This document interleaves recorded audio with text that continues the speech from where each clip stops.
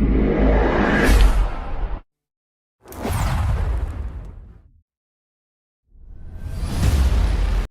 the last session, I explained division of polynomials, and I solved two examples in the last session where we have one example without a remainder, then we have another example with the remainder. So having understood the remainder, then that will take us to the remainder theorem. So let's go to the remainder theorem. The remainder theorem. So back to the previous example. If you take a look at the previous example, when I solve x cubed plus 2x squared minus 3x minus 7, when I divided this by x minus 2, I got the quotient as x squared plus 4x plus 5 and got the remainder as 3, isn't it? So let's come back to this point. This is the quotient, this is the divisor, this is the remainder. Okay, now, so remember that the divisor is x minus 2 and the equation is x cubed plus 2x squared minus 3x minus 7. So let us find this equation.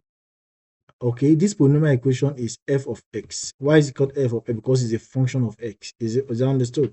If it is y cubed plus 2y squared minus 3y minus 7, they will say it's a function of y. Okay, now for function of x, let's substitute x as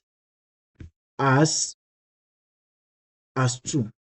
Because for you to have divided by this, that means x minus 2 is equal to 0. That means x is equal to 2. So for x equals to 2, let's just substitute it into this equation.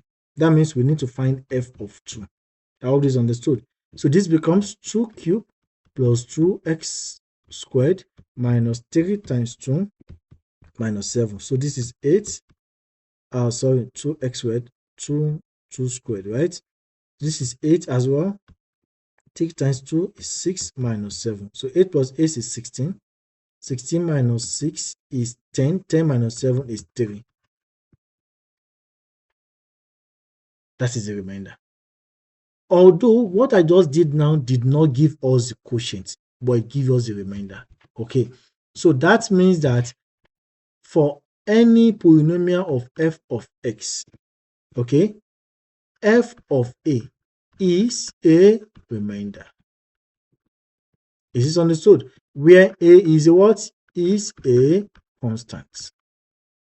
For any polynomial of f of x, f of a is a remainder where a is a constant. So that means that if I come back to this expression where I wrote that x cubed plus 2x squared minus 3x minus 7 is equal to the quotient. What is the quotient?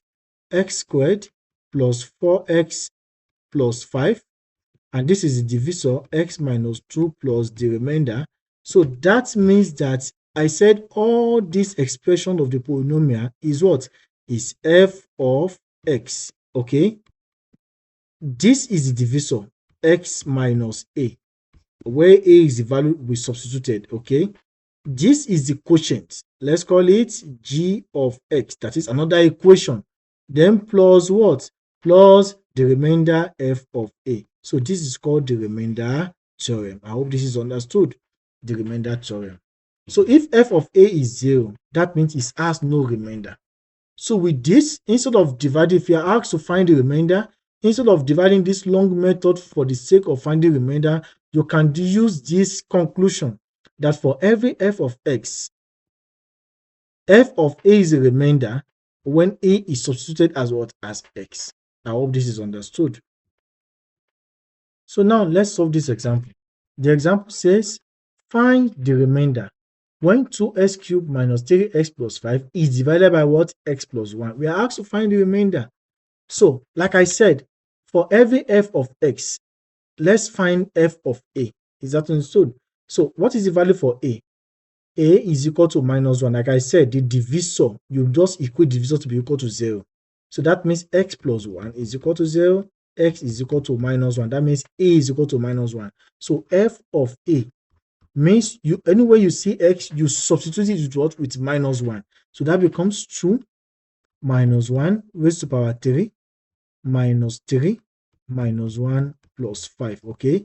So minus 1 raised to power 3 is negative times 2 is negative 1. This becomes minus 2, then plus 3, then plus 5. I hope this is understood.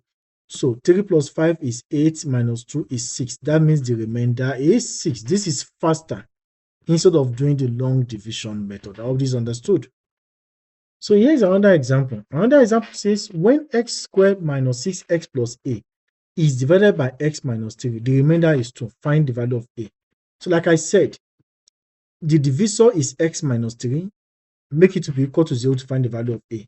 That means x is equal to 3. Then let's find f of 3. Okay, so f of 3 is the remainder. So what is the remainder? 2. That implies that f of 3 is equal to 2. Okay, so let's now substitute 3 wherever x is found. So that implies that 3 squared minus 6 3 plus a. This is f of 3. And the remainder is equal to what? Is equal to 2. So 3 squared is 9. 6 times 3 is what? 18 plus a. Okay, this is a. Please don't write it as, don't let it look like 9. Is equal to 2. So this 9 minus 18 is minus 9 plus a is equal to 2. So a is equal to 11. That means the value of a is 11. It's as simple as ABC. So this is the remainder theorem. I hope this is well understood. So before we end this session, let's take a look at a question like this. You are asked to find the remainder when this is divided by this. If you take a look at this, this is different from the pattern I've been working with. Okay, this is quite different.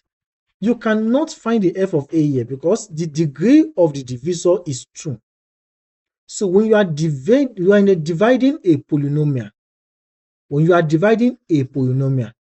by an expression such that the degree is 2 or more, or let me say the order is 2 or more, then you have to use the long division. So in this case, you cannot use f of a because if you take a look at this, x squared is equal to minus 1, you're going to have two values of x. So which one are you going to take as the remainder? So it does not follow this theorem. This theorem only works when the order of x is 1. It does not work when the order of x is more than 1. Is that understood? So to find the remainder in this case, you have to use the long division method. There is nothing you can do about this. You have to use the long division method. So let us use the long division method, okay? So this is x squared plus 1. This is 2x raised power 4 minus 3x raised power 3 plus 4. So like I said earlier, you divide this by this, right?